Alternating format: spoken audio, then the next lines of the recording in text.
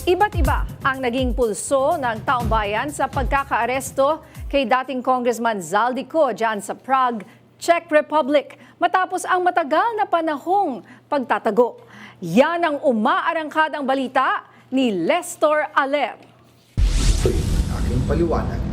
Umani ng samot-saring opinyon na naging pagkakaaresto ni dating ako Bicol Party List Representative Zaldico sa Prague, Czech Republic.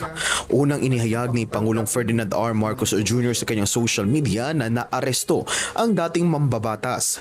Nagtago ang kongresista dahil sa pagkakasangkot nito sa maanumalyang flood control project. Para kay JM De Guzman, magandang development ang nangyari. Obviously, kailangan niyang managot kung talagang guilty siya. Yun naman talaga yung due process natin. Niantay ng karamihan para magkaalaman din talaga. Ang tenderang si Grace de la Cruz, hiling niya ay magsimula ng mabigyan ng katarungan ang kinasasangkutan nitong korupsyon. Dapat lang na mahuli siya at sana magtuloy-tuloy yung investigasyon para mabigyan ng katarungan ang mga pangyayari sa Pilipinas. Naniniwala naman ang motor taxi rider na si Eric Bolaños na ang pagkakadakip kay Ko ay magiging daan para mabigyan ng hustisya at kaginhawaan ang taong bayan. Yan na po mag-umpisa lahat kasi siya ang may nakakaalam ng lahat eh.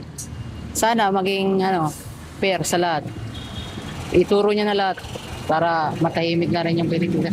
Karampatang parusa naman ang sigaw ni Joy Agpalasin para sa kongresista. Maganda para tapos dapat katayin na lang o bitayin para mabigyan ng leksyon. Si Zaldico ay kasalukuyang naharap sa kasong graft at malversation para sa mahigit 289 million pesos na flood control projects sa Nauhan Oriental, Mindoro. Ako si Lester Aler ng PRTV News, nagseserbisyo para sa Pilipino.